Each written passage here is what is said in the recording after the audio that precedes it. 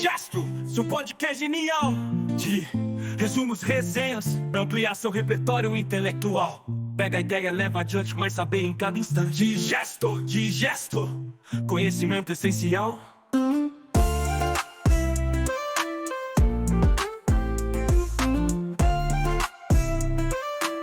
Conhecimento essencial de podcast genial de resumos, resenhas. Sabe, existe um mistério, um quebra-cabeça que mora no coração de quase todo o aparelho digital que a gente usa. É algo que desafia a nossa lógica mais básica e que frustra desde quem está começando a programar até os mais experientes. Hoje, a gente vai desvendar esse mistério. A pergunta parece simples, né? Mas a resposta não é tão óbvia. Por que será que em várias linguagens de programação, quando a gente soma 0.1 mais 0.2, o resultado não é exatamente 0.3? E não é um bug no código, viu? A resposta está na arquitetura fundamental da computação. Vamos entender isso bem a fundo. Então, para começar, vamos direto ao ponto. Isso que parece um erro, na verdade não é bem um erro. É na verdade uma característica, algo fundamental de como os computadores foram projetados para funcionar. O resultado que aparece na tela é esse aí, 0.3 e logo depois uma fileira de zeros e um 4 no final. E a afirmação que pode surpreender é essa: não tem nada de errado com a máquina ou com o programa. Esse resultado é só consequência inevitável da matemática que os computadores usam, a matemática binária. Para a gente entender o porquê disso, a gente precisa dar uma espiada debaixo do capô, sabe? Entender a lógica que os computadores usam, que é bem diferente da nossa intuição do dia a dia. O ponto central da questão está todo nesse contraste. No nosso mundo, a gente usa o sistema decimal, a base 10. E aí, números como o 0.1 são simples, finitos. Só que os computadores trabalham em binário, na base 2. E nesse sistema, o nosso simples 0.1 se transforma numa fração que nunca acaba, uma dízima periódica. É o mesmo que acontece quando a gente divide 1 por 3 e dá aquele 0,3333 sem fim. Como a memória do computador é finita, ele é obrigado a cortar essa sequência em algum lugar. O resultado é uma aproximação incrivelmente próxima, mas não é perfeita. Agora, para evitar que cada computador fizesse isso de um jeito e virasse um caos, foi criado um padrão universal, o IEEE 754. Pensa nele como um grande acordo global da matemática de computador, um livro de regras que garante que um cálculo feito aqui no Brasil dê o mesmíssimo resultado que um feito no Japão. Ele define exatamente como guardar e como arredondar os números, garantindo consistência no mundo todo. A estrutura que esse padrão define para um número é quase como um DNA digital. Ela tem 3 partes. Um único bit, que diz se o número é positivo ou negativo, 11 bits para o expoente, que definem a escala do número, se ele é gigante ou minúsculo, e os 52 bits que sobram formam a fração, que é o que dá a precisão. O ponto-chave aqui é que essa precisão, mesmo sendo enorme, tem um fim. Ela é finita. E é aqui que a história fica ainda mais interessante. A precisão nos computadores não é só um assunto técnico, de código. Ela entra no campo da política, da economia, da sociedade. As regras que definem como um computador arredonda um número não são só técnicas. Elas são, na verdade, um contrato social digital, que foi sendo moldado pelas necessidades de cada época. Essa linha do tempo mostra bem como as prioridades do mundo foram moldando a precisão digital.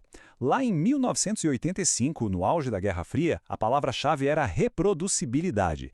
Era fundamental para simulações militares. Aí, a gente avança para 2008. Com a crise financeira global, a necessidade era de responsabilidade. Isso levou à criação de formatos decimais para garantir cálculos de dinheiro exatos.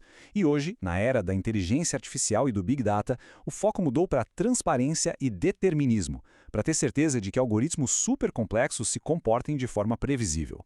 E as consequências dessa imperfeição podem ser, bem, catastróficas. Durante a Guerra do Golfo, por exemplo, um sistema de mísseis Patriot falhou em interceptar um míssil Scud. A causa? Um erro de arredondamento minúsculo que foi se acumulando ao longo de 100 horas de operação.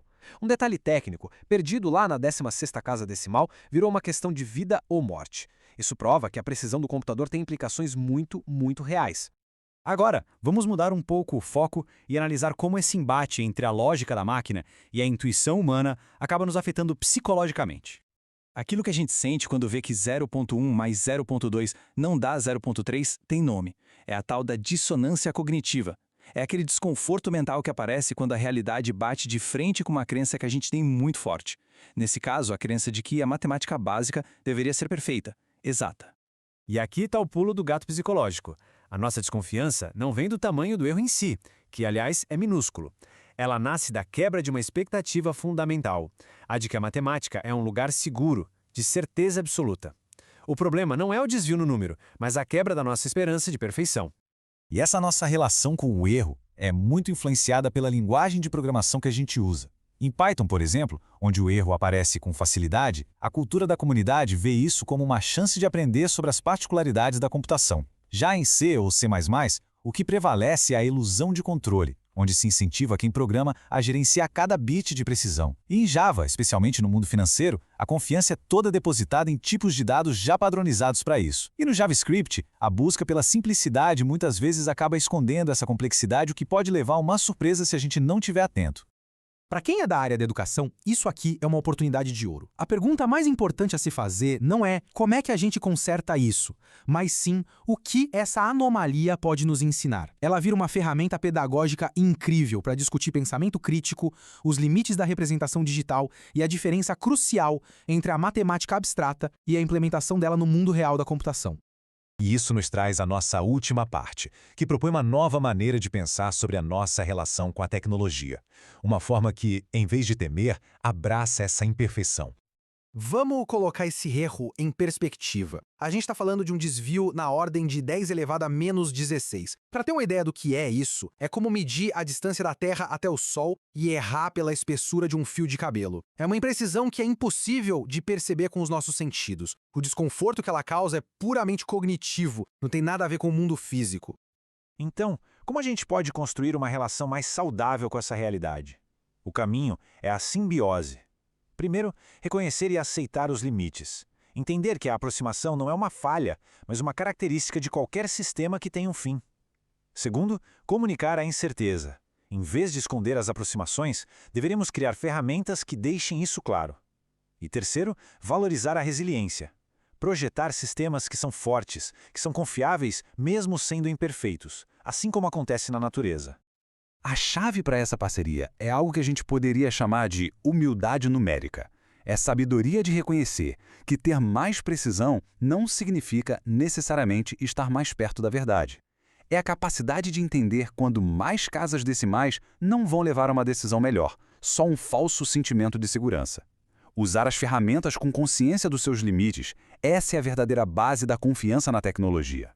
E para fechar, fica uma pergunta para a gente pensar. Nessa nossa busca sem fim pela perfeição digital, será que a gente não está ignorando uma lição fundamental da natureza? A lição de que a verdadeira inteligência não está na precisão absoluta, mas na capacidade de se dar bem no meio da incerteza? E se essa imperfeição do computador não for uma falha, mas sim um passo necessário em direção a uma inteligência, tanto a nossa quanto a artificial, mais forte, mais resiliente e, no fim das contas, mais sábia?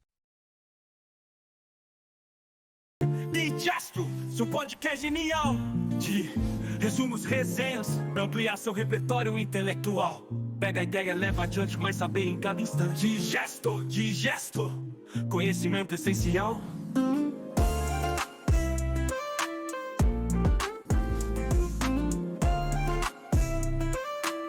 Conhecimento essencial.